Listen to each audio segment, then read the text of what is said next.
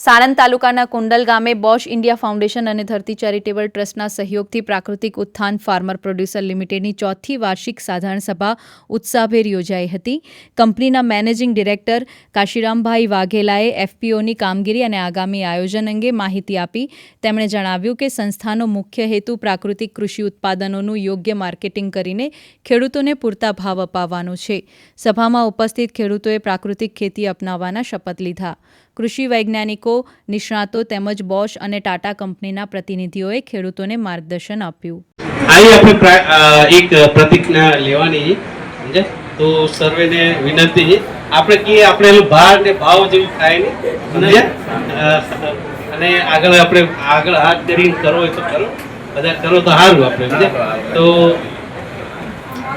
હું ખેડૂત તરીકે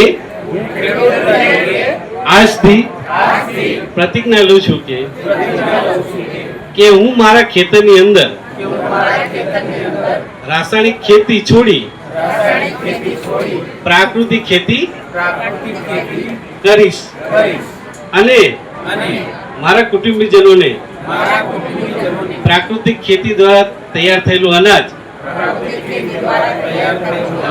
ખવડાવીશ. જય ખાતે આ વર્ષે આપણે જે ગુર્જરી ડાંગરનું વાવેતર કર્યું એની અંદર અમે પોતે જાતે બીજા મંથનું ટ્રીટમેન્ટ આપીને જે વાવેતર કરેલું છે, અને જે પણ ખેડૂત મિત્રને અહીંથી તમારે વિઝિટ કરવી હોય કૃષિ વિજ્ઞાન કેન્દ્ર, તો તમે જાતે જોઈ શકો છો કે કેટલો સારો ઉતાર, કેટલું સારું તમને જે દેખાય છે, કેટલું આપણે કહીએ કે ઉગાવ કેટલો સારો છે. અને એ જ રીતે અમે જે ગયા વર્ષે પણ ઘણા બધા ખેડૂતોએ અમારી પ્રાકૃતિક ખેતીની તાલીમમાં લાભ લીધો છે.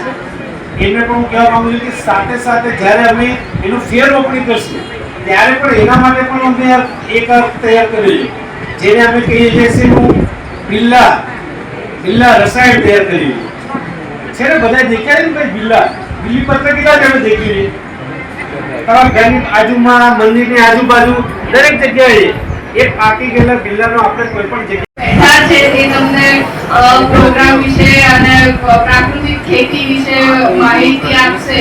પણ તમે સૌ એનો લાભ લેશો તો અમારા માટે આ CSR અંતર્ગત જે અમે સંકલ્પ લીધો છે એ પૂરો થશે.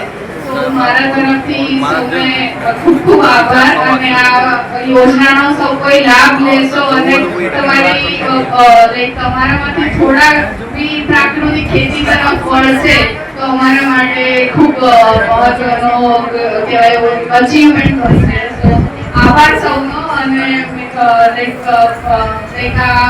આવનારા દિવસોમાં પ્રોગ્રામમાં ધરતી અને બીજા જે એક્સપોર્ટ છે એનો તમે ફાયદો લેશો અને એમના માર્ગદર્શન હેઠળ પ્રગતિ કરશો, એ જ અમારા માટે ખૂબ અચીવમેન્ટ રહેશે.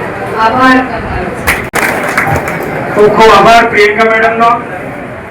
તો આપણે જાણી છે કે આજે આપણે એકત્ર થયા છીએ, અથવા તો આપણી આ ચોથી વાર્ષિક સાધારણ જે સભા થઈ છે એની પાછળ ઘણું બધું આપણે શું કે યોગદાન ઘણા લોકોનો રહેલો છે. એમાં વિશેષ શ્રી કાશીરામભાઈનું રહેલું.